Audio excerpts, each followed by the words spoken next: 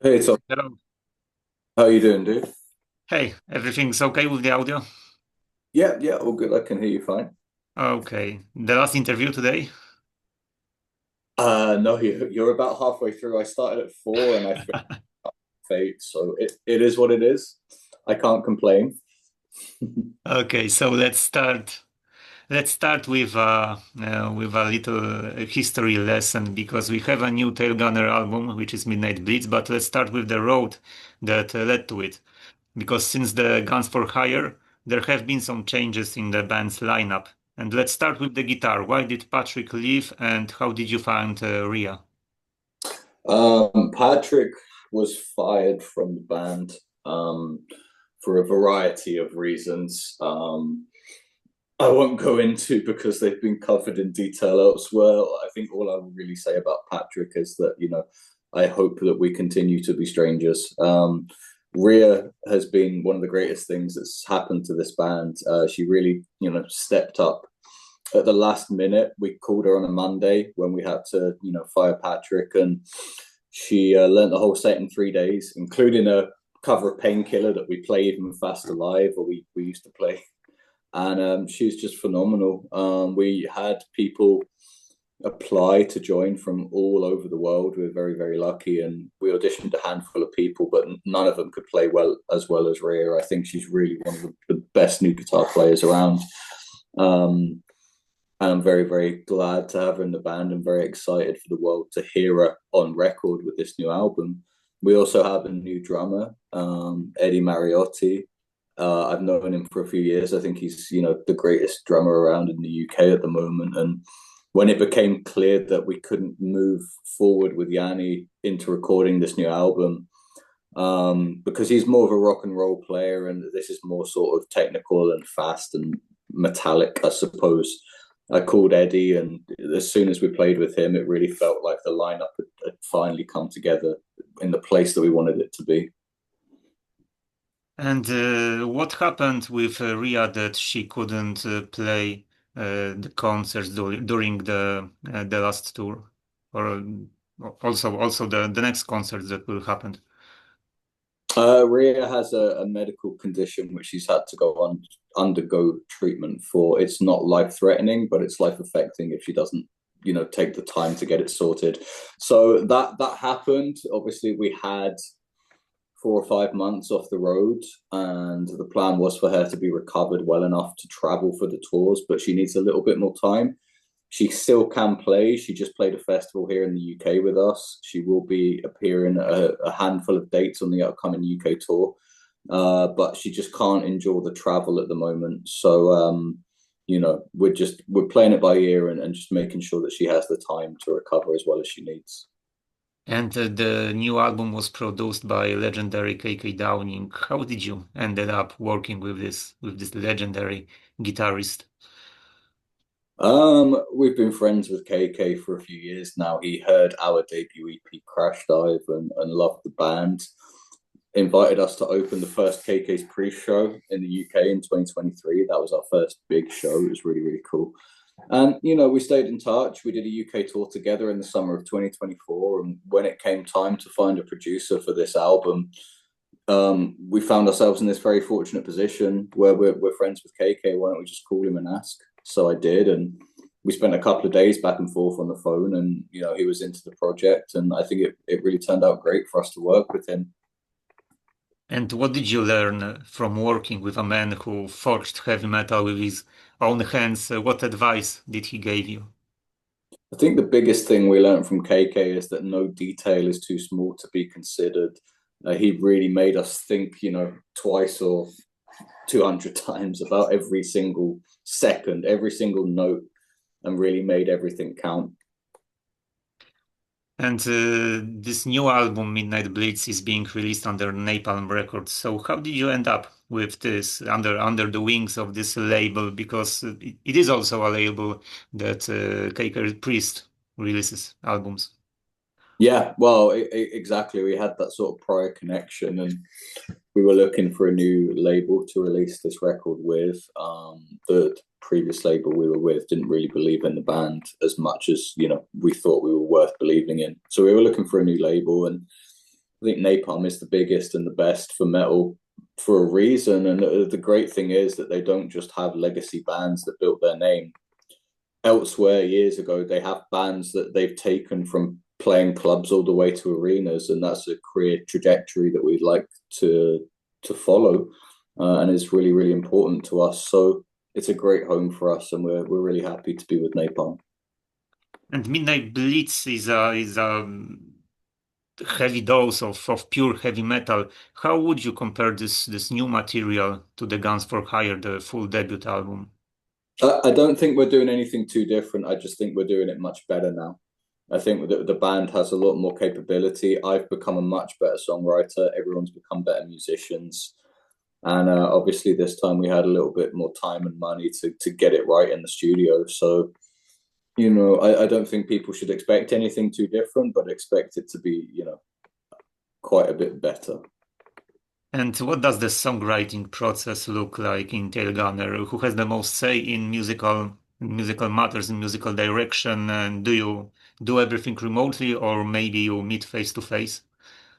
Well, that would be me as the band leader, for better or worse. I have the final say. But everyone is free to create within, the confines, I suppose, of what Tail Gunner is about. And there's a lot of freedom, really. I'm very, very glad that the others have really stepped up on this record and really contributed. I look at Zach, for example. He didn't write anything on the debut, but on this album, he wrote, 4 or 5 songs, co-wrote 4 or 5 songs. So it's incredible. There is no one process. I think inspiration comes from anywhere and should come from anywhere. As a songwriter, I think if you limit yourself to being like, this is how I write a song, then you'll miss different opportunities for inspiration. I think for me, it comes from, TV, movies, poems, books. Someone could say something to you in real life and it becomes a lyric. I think you always have to be open to different ideas. And sometimes I'll have a lyric in mind that'll inform the style of music that I write, or sometimes I'll write a riff and that'll instantly tell me the style of lyrics that I'm going to write for that music. So there's no one way, and I don't think that there necessarily should be one way. And one of the singles, "Tears in the Rain," it is inspired by the first Blade Runner, and we all know it's a legendary film, of course, a true masterpiece. But what do you think about Blade Runner 2049 by Denis Villeneuve? Was it worth the wait? I think so. I mean, obviously, I wasn't around for the first movie when it debuted, so I didn't really feel that weight. But I actually think it's an extremely rare example of a sequel to a classic movie that is not detrimental to the first movie, but actually builds on it and it improves it contextually within that world. So you can't beat the original, but I think it's not trying to beat the original. It's not trying to be the same thing. I think it's its own movie, and I think it really adds to everything that I loved about the first one. And also, Dead Until Dark has cinematic inspiration, this time The Lost Boys, so a movie that I watched like a year ago, so 20 years too late, unfortunately. So what do you think about this movie? Have you watched it as a kid, as a teenager? No, do you know what? It's one that I only really discovered maybe 4 or 5 years ago for the first time. My ex convinced me to watch it, and I love it. These days, I'm really into 80s horror and B movies and that sort of stuff. I wasn't at the time. It was one of the first that I saw, but I like the film. It is one of my favorites. There are horror movies that I like more. But the thing with the Lost Boys is we wrote this track, Dead Until Dark. um, the music came a year or so before the lyrics. The music was very easy to write lyrically because it's musically quite different for us. It was very difficult for me to know what to write about. And I eventually came to the conclusion that the song musically reminded me of something that would be on Judas Priest's Turbo album. And I thought, well, I should just have fun with it. I should just write something fun. And I was actually sat and I had in the flat I was living at the time trying to write lyrics for this song, and there was a huge Lost Boys poster on the wall next to me, and I thought, it was just staring me down, going, "Go on, man, go on, just write it," And eventually, I just went, "Okay, fuck it, yeah." It's like the movie poster's right there. That's what I'm gonna write the song about, I guess. And I'm very glad. I think it turned out great. And we shot a video for that song back in December, and that'll be out at some point this year. I'm really excited to release that. Yeah, and for the shooting of the music video, you invited the fans that wear costumes that they were styled as vampires. So how did it go? It was the best shoot we've ever done. Actually, it was so cool and great to do something that wasn't just a performance video and that actually had a narrative to it as well. We've wanted to do that for a while, but it's something we had to get right. I'm really happy we can involve the fans as well. And we worked with a team that don't shoot music videos; they actually shoot horror movies. It's a small horror movie company, and I think working with them really lent itself to the vibe of the video. So I've not actually seen it back yet. They're still cutting it together, but I can't wait for that moment. I think it's going to be incredible. And coming back to the Lost Boys movie, have you seen the sequels to the original one? Because I've heard that they are pretty bad. Yeah, I've never seen the sequels. I don't really have any desire to see them, to be honest. And Adam Wakeman, known for his work with Ozzy and Black Sabbath, makes a guest appearance on the track "We're in Heaven." How did he come to be featured on this composition? Well, Adam played on the Back to the Beginning Sabbath farewell show, which he's just won a Grammy for, of course, his collaboration with Youngblood. So for us to have him play on a song that's come out in the same week that he's won a Grammy is really great for us. So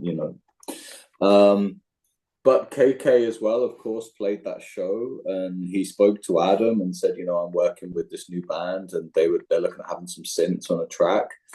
So he put me in touch with Adam, and we spoke about iconic intros like Mr. Crowley and Out in the Cold, and just some vibes that I love, like John Carpenter's work on his movies. Those soundtracks I think are so cool, and Stranger Things as well with those sort of synth sounds. And I think he really did a great job.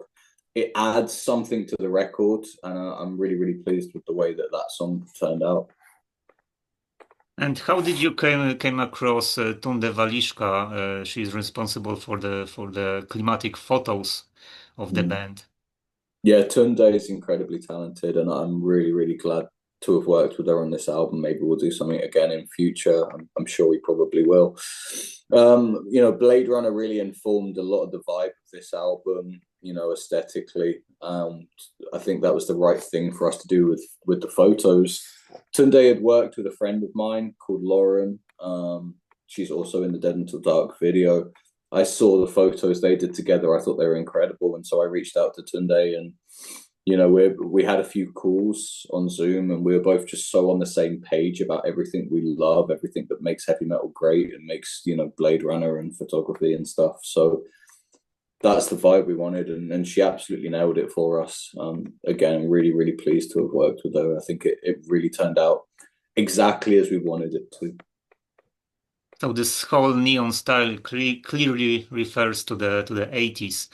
Was it the best decade in heavy metal history? Because on one hand we have like classics by Iron Maiden and by Judas Priest, but on the other hand there was this commercialization of the sound, like the album by Saxon or Tigers of Pantang. It's the 70s or the 80s for heavy metal. I think whatever way you put it. I actually think the last few years have been incredibly strong as well. It's obviously more underground, but there's some really great releases these days. I look at Riot City, Enforcer, Wings of Steel, Visigoth are a huge one for me. So there's still amazing metal around. I think the thing with the 80s is there was so much innovation and so much new, exciting stuff. And it's very dated to that period now. When you hear an 80s record, when you hear an 80s kick drum or, an 80s synth or something. And it has its own real strong identity, and I think that's why it's such a hotbed of inspiration right up until this day with bands like us. And who is responsible for the album cover? Who is hiding behind the pseudonym Dev by VHS? Yeah, I don't know his name. I think he likes to be known as Death by VHS. We've started to call him Mr. Death. But he did a phenomenal job. He's not worked with bands before. He makes art for horror movies. I love that whole vibe. I love horror art from the 50s through to the 80s. And that's why I wanted to work with him. And, I think it took some convincing, but he's really, really been phenomenal for us. He did two amazing pieces of artwork for this album. And, I think it's a relationship that will continue in the future. So what poster or his work convinced you that he will be the perfect guy for TAILGUNNER? So you may know the film, a movie called The Substance that came out a couple of years ago. Phenomenal movie. I thought really great modern horror, and there's not a lot of it around. So I thought that movie was really cool. And I was looking on Pinterest because I always look for artists and things that way, and I saw a piece of artwork that he did for The Substance, and it was this reimagining of the artwork if it had been released in the 80s. I thought it was so cool. I had to find out who did that piece of art, and I found him through that. Looked at the rest of his work, thought it was just so amazing, and reached out to him. And I had the concept in mind for the cover. I had done a sketch, so I sent it to him, and he really built it up from there. And since you are a big horror movie fan, so what was the best horror movie of the last year? Because we have like Nosferatu, which was very climatic. We have Bring Her Back. We had Weapons. So which is it? I've only seen Nosferatu out of those. I'm not. I'm a big horror fan. I'm not as big as some other people. Especially in metal. I like the ones I like, but I'm more about the classic era. I'm really big into John Carpenter and anything that's kind of similar to that. I quite like the understated, like almost like small town cozy horror stuff. Since I watched like whole filmography of John Carpenter's, so which is your favorite movie of this legendary director? Very, very tough. Everyone knows how amazing The Thing is, but for me, I really like The Fog. I think it's an underrated film. That's the kind of vibe I mean, where it's just this very like quiet, almost like slow, cozy horror. I love that vibe so much. And it's not necessarily really a John Carpenter film, but I have to mention how much I absolutely adore Halloween 3. I love that whole series, but there's something about Halloween 3 that it's like Goosebumps for adults. It's so cheesy, but I love it. That's like my comfort movie. That's a great choice. I would say, obviously, besides The Thing, I would say In the Mouth of Madness because I love this Lovecraft vibe in it. Mm. And the Reaper on the cover album is wearing something like a mix between NES and Virtual Boy. So you're a gamer yourself. You like vintage games? No, I'm not at all, to be honest. I don't really play games. A few of the guys in the band are more into that. Craig is a bit of a gamer, but no, I must admit I have no interest in it whatsoever. The thing with this particular artwork was, we use technology so much now in the modern world. We don't have a choice. Whether we like it or not, everyone is kind of a slave to this system. And it was really, I don't want to go too deep because on the one hand, it's just cool, fun, heavy metal artwork. But if someone's looking for a deeper meaning, it is this commentary on, you know, we using technology or is technology using us? Are we a slave to it? And I think it's going to be more of a prevalent question the more AI develops. And so Warhead on the cover, he's our mascot. He's playing this game, but at the same time, he's also tied into the game. So it's about, is he playing the game or is the game playing him? And there's a subtle reference there to Iron Maiden's The Number of the Beast, where you have Eddie and the devil and Eddie again, and who's the real like puppet master. It's kind of that vibe. And the first concerts of 2026 are behind you. How did the tour with Hammerfall go? Which concert was most memorable? I have to say, and I'm not just saying this to be, kind or cool or whatever.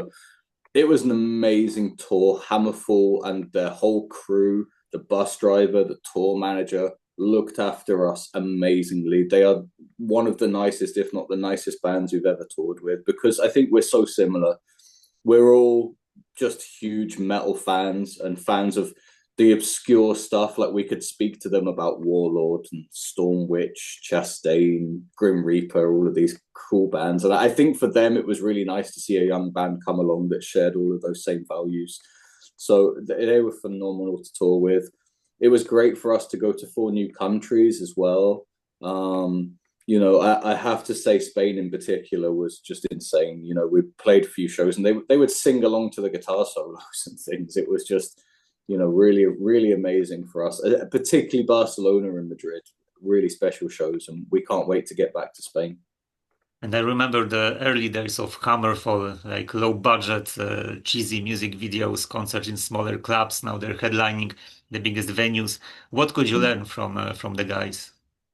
A lot. I think there's a lot to learn. Although we're not too similar to Hammerfall, I think we're almost like the modern day equivalent. I know a lot of people have said in the late 90s when they came along that they did something for metal that we're kind of doing the same now, where here is the new hope, the new flame, or whatever. And I really admire their career trajectory. I was speaking a lot to Oscar, the guitar player, who formed the band, about how they've developed and really risen through the metal world. And I think if we can have a career like theirs, we'll be very happy. And you can also look forward to the concert with another heavy metal legend, Accept. Is there a band that you would like to perform, like this pinnacle that you would like to perform with, or maybe like a support? Yeah, I mean, first playing with Accept is a total dream come true.